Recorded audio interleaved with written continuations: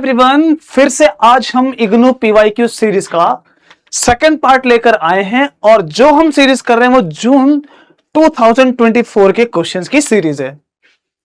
हमने इससे पहले जो फर्स्ट क्वेश्चंस को अटेम्प्ट किया था, आई होप कि आपने उसको बहुत अच्छे से समझा होगा। अगर कोई डाउट है आपके मन में तो प्लीज आप कमेंट में जरूर पूछिए। आज हम सेकंड और थर्ड क्वेश्चन को अटेम्प्ट करेंगे, तो बिना किसी देरी के शुरू करते हैं। चलिए, तो पहला हमारे सामने जो क्वेश्चन है वो क्वेश्चन कहां से है, तो आंसर है second order ordinary differential equation. जिन्होंने ऑर्डिनरी डिफरेंशियल इक्वेशन नहीं सीखा है, नहीं पढ़ा है, तो चिंता की कोई बात नहीं है। आप बस हमारे साथ यहां बने रहो और देखो कि सॉल्यूशन कैसे किए जाते हैं, ताकि आपको जो इस टॉपिक में ऑर्डिनरी डिफरेंशियल इक्वेशन में सेकंड ऑर्डर को कैसे सॉल्व किया जाता है वो आपको आइडिया मिले। अब हमारे पास क्वेश्चन है, obtain the general solution of the following ordinary differential equation. General solution निकालना है। अगर हमारे पास ये फर्स्ट ऑर्डर डेरिवेटिव होता तो हम इसको मेथड ऑफ सेपरेशन वेरिएबल से कर सकते थे, लेकिन ये सेकंड ऑर्डर है। अब इसको करने के लिए हमें क्या करना है, ध्यान से सुनिए। हम ऐसे में जब हम इसका सॉल्यूशन करेंगे तो हमारे पास एक इक्वेशन मिलती है जो इसकी जनरल होती है, जिसमें दो सॉल्यूशन को हम मिक्स करके लिखते हैं, एक तो कॉम्प्लीमेंट्री फंक्शन को और दूसरा पर्टिकुलर सॉल्यूशन। ये इक्वेशन को हम जब लिखते हैं तब जाके बोलते हैं कि इसका जनरल सॉल्यूशन कंप्लीट हो गया है। फिर से कॉम्प्लीमेंट्री फंक्शन को कैसे सॉल्व करेंगे और पर्टिकुलर को कैसे सॉल्व करेंगे ये मैं आपको सिखाऊंगा, लेकिन उससे पहले इसकी एक जनरल इक्वेशन होती है and that is C1 e to the power, जो इसका फर्स्ट रूट आएगा, प्लस C2 e और जो इस इक्वेशन का सेकंड रूट आएगा। ठीक है, और पर्टिकुलर इक्वेशन को हम जनरली कैसे सॉल्व करेंगे वो डिपेंड करता है हमारे पास RHS में किस तरह का इक्वेशन दी गई है। मैं समझाता हूं, सॉल्व करके समझाता हूं मैं। स्टार्ट करें, चलो। So first let's we solve for complementary function.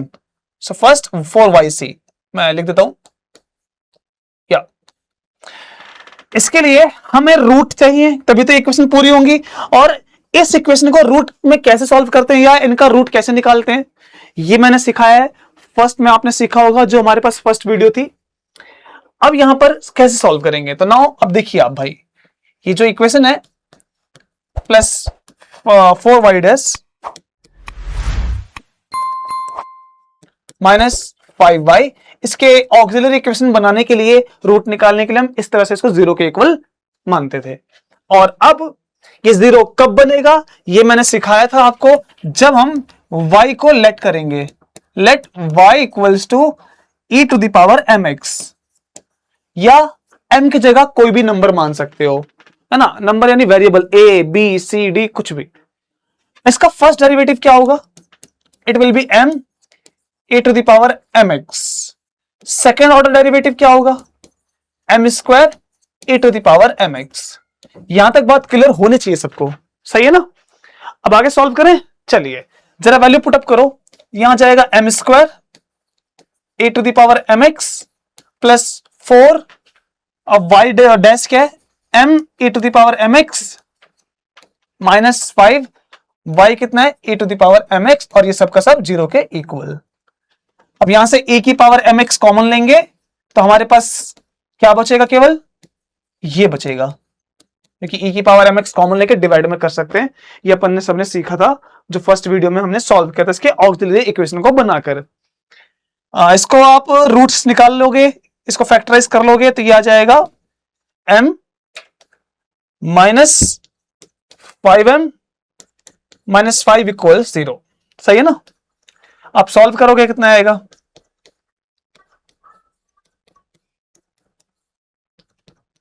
Exactly. So m की वैल्यू 2 आ गई, एक 1 और दूसरी -5, तो ये इसके रूट्स आ गए। हम रूट्स आ चुके हैं तो हम यहां पर वैल्यू पुटअप कर सकते हैं। सो फर्स्ट इसको पहले थोड़ा सा हम स्क्वीज करते हैं साइज में।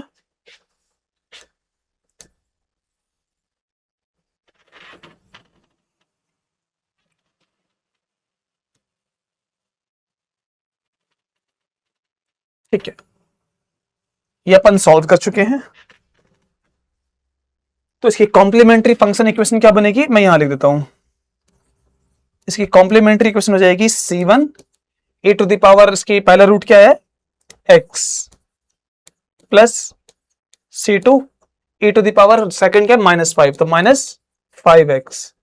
ये हो जाएगा इसका कॉम्प्लीमेंट्री इक्वेशन। ओके ना। अब इसके बाद हमें पर्टिकुलर सॉल्यूशन फाइंड करना है। पर्टिकुलर सॉल्यूशन में जो राइट हैंड पे हमें इक्वेशन दी गई है वो e की पावर 2x में है, राइट। 2 को हम कुछ भी नंबर मान सकते हैं। तो अब जिस तरह से फॉर्मेट दिया हुआ है हमें वही y यहां पर लेट करना पड़ेगा इसके लिए। तो मैं इसको डिफरेंट पेन से सॉल्व करता हूं मैं।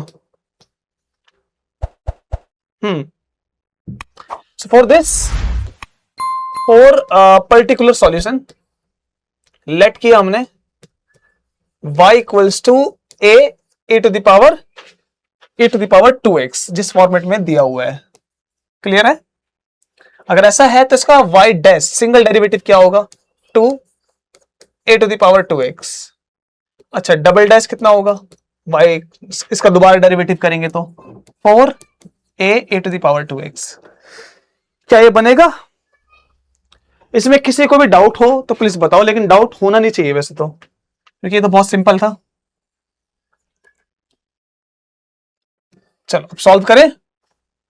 जरा इसमें वैल्यू रखो। y डबल डैश कितना है, ये रहा, ये बनेगा 4a to the power 2x plus 4 यहां पर है ऑलरेडी, y डैश में 4 into 2 8 a to the power 2x minus 5y, y हमें दिया हुआ है, सो 5y की जगह पर a to the power 2x equals, particular solution में हम राइट हैंड वाले को भी लिखते हैं, वहां जीरो नहीं करते, 7 to the power 2x।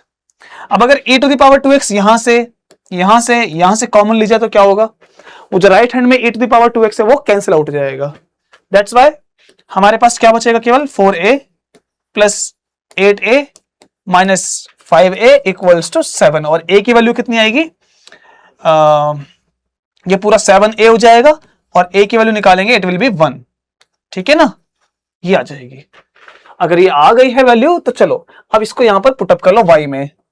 अगर y में पुटअप करेंगे तो क्या आ जाएगा, y इक्वल्स टू a की जगह पे 1, और ये बनेगा e to the power 2x। सही है ना। ये कौन सा पर्टिकुलर सॉल्यूशन जो हमने भी निकाला है। हाँ, अब इनको हम मिक्स करके लिख देंगे, हमारे पास इसकी आ जाएगी जनरल इक्वेशन। तो वो क्या आएगी, चलो लिखते हैं इसको।